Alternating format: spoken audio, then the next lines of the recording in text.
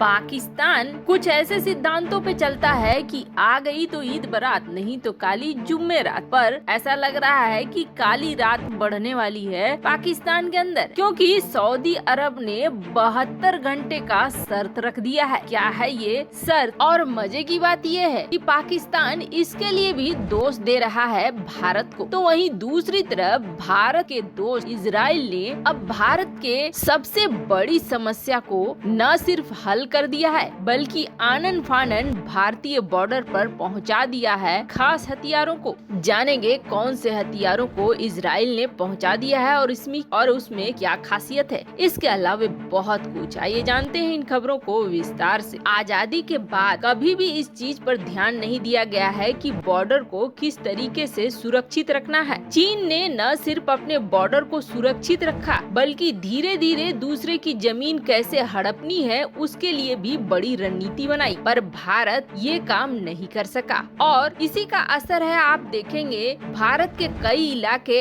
ऐसे खुले हुए हैं कि आसानी से घुसपैठ हो जाती है। अभी जो हाल में अरुणाचल प्रदेश के तवांग की बात हो रही थी, जहां 200 चीनी सैनिक घुस गए थे, वहां का भी हाल कुछ ऐसा ही है। वो बिल्कुल खुला हुआ बॉर्डर है, जिसकी वजह से बहुत आसानी से ये सैनिक आ गए और जब भारत की सेना की टीम वहां पहुंची, उससे पहले वो वहां से भाग गए। लेकिन ऐसे हालात भारतीय सीमा पर बहुत जगह पे हैं। ऐसे में बेहद जरूरी है एक ऐसे सर्विलांस सिस्टम का जो निगरानी रखे, जो पल पल की खबर दे भारत को, और न सिर्फ खबर दे बल्कि अगर जरूरत पड़े तो दुश्मन के खेमे में विध्वंस मचा दे। अगर जरूरत पड़े तो ऐसी मिसाइलें दागे जो तबाही ले आए दुश्मन के खेमे में। मतलब सर्विलांस के साथ साथ घातक हथियार के रूप में काम करे, ये भारत की बहुत बड़ी जरूरत है, जिसकी वजह से भारत ने सबसे पहले अपने दोस्त और इस सेक्टर में जो सबसे माहिर है इजराइल, उसके साथ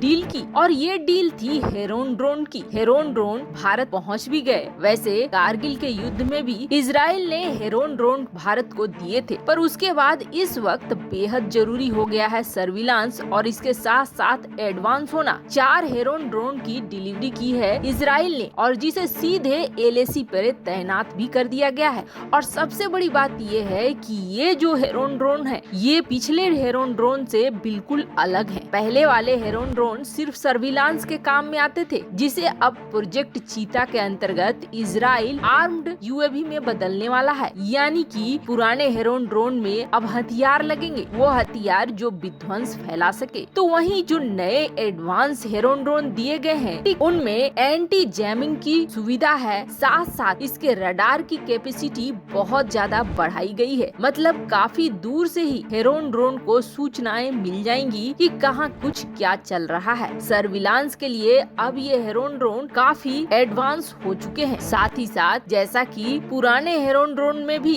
घातक मिसाइलें लग रही हैं, वैसा ही इस हेरोन ड्रोन के साथ भी हो रहा है। भारत और इजराइल कई सारे ऐसे डील कर रहे हैं जो डील सीधे सीधे सीमा को सुरक्षित करने के लिए किया जा रहा है। तो वहीं दूसरी तरफ बात करें कटोरा खान की, तो कहते हैं बिन मांगे मिले मोती, मांगे मिले न भीख। सऊदी अरब ने 72 घंटे की शर्त रख दी है पाकिस्तान के ऊपर। दरअसल इस वक्त पाकिस्तान की हालत बहुत बुरी हो रही है। पाकिस्तान दिवालिया होने के कगार पर खड़ा है। IMF ने लोन रिक्वेस्ट पास नहीं की है। अब IMF किसी भी कारण से कर रहा हो, लेकिन कारण सबसे बड़ा ये है जो दुनिया भी मान रही है कि पाकिस्तान को दिए गए पैसे का पाकिस्तान गलत जगह इस्तेमाल करता है और अमेरिका को दिया गया धोखा उसे अब भारी पड़ रहा है। पाकिस्तान की स्थिति इतनी बुरी हो गई है कि महंगाई चरम पर पहुंच गया है और आप देखेंगे जो ओमिक्रॉन आ रहा है महामारी, उसे लेकर पाकिस्तान के मंत्री ये बयान दे रहे हैं कि हमारे पास 2 से 3 हफ्ते हैं, अगर हम नहीं सुधरे तो फिर ऐसा संकट आएगा जिसे पाकिस्तान झेल नहीं पाएगा। दरअसल पाकिस्तान में भी चिकित्सा प्रणाली की स्थिति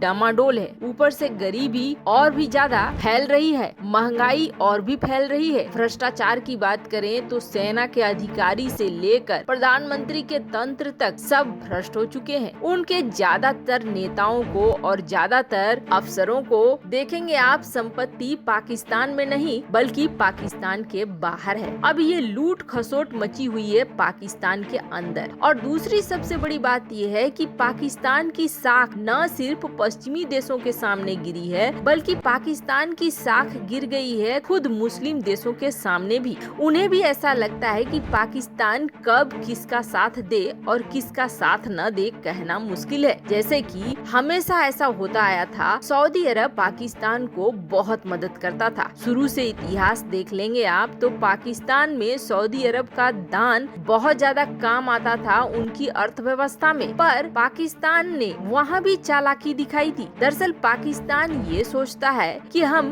भीख भी मांगेंगे और राजा की तरह भी रहेंगे। ऐसा होना संभव तो है नहीं। सऊदी अरब से पाकिस्तान ने पिछली बार जो लोन लिया था उसके तुरंत बाद सऊदी अरब के खिलाफ ही खड़ा हो गया था। सऊदी अरब इस बात को भूला नहीं है क्योंकि सऊदी अरब इस बात को बहुत अच्छे से समझ चुका है कि उसकी कुर्सी को हिलाने के लिए पाकिस्तान तुर्की आपस में मिल गए थे। दरअसल आपको बता दें, मुस्लिम देशों में अभी सबसे ज्यादा श्रेष्ठ माना जाता है सऊदी अरब को और सऊदी अरब को एक खास अहमियत दी जाती है। अब कहें तो ये समझ लीजिए जैसे कि मुस्लिम देशों का मुख्य देश है सऊदी अरब। OIC में भी सऊदी अरब की एक अलग पहचान है। UAE और सऊदी अरब ये दो ऐसे देश हैं जो इस वक्त लीड कर रहे हैं, नेतृत्व कर रहे हैं मुस्लिम वर्ल्ड को। और पाकिस्तान ने सीधे सीधे सऊदी अरब के इस पद पर ही चुनौती कर दी। सऊदी अरब को सीधे सीधे ये कह दिया कि अगर आप कश्मीर मसले पर हमारा साथ नहीं देते हो तो फिर हम बात करेंगे किसी और संगठन बनाने की। मतलब जो OIC है उससे निकलकर कोई और संगठन बनेगा और ये संगठन किसके सह पर बनेगा? तुर्की के अर्दोगन के सह पर बनेगा। अर्दोगन जो खलीफा बनना चाहता है, सऊदी अरब को हटाकर अपना नेतृत्व कायम करना चाहता है, जबकि स्थिति उसकी ये है कि ये दोनों तुर्की और पाकिस्तान फटेहाल मजनू की तरह घूम रहे हैं। फिर भी इनकी नीतियाँ बेहद चालाक और धूर्ततापूर्ण होती है। इस चीज को सऊदी अरब ने बहुत अच्छे से समझा है। ऐसे में जब इमरान खान जलवायु परिवर्तन के मीटिंग में सऊदी अरब पहुंचा था तो उसने हाथ पैर जोड़कर कुछ लोन पास करवा लिए। लेकिन इस लोन के लिए सऊदी अरब ने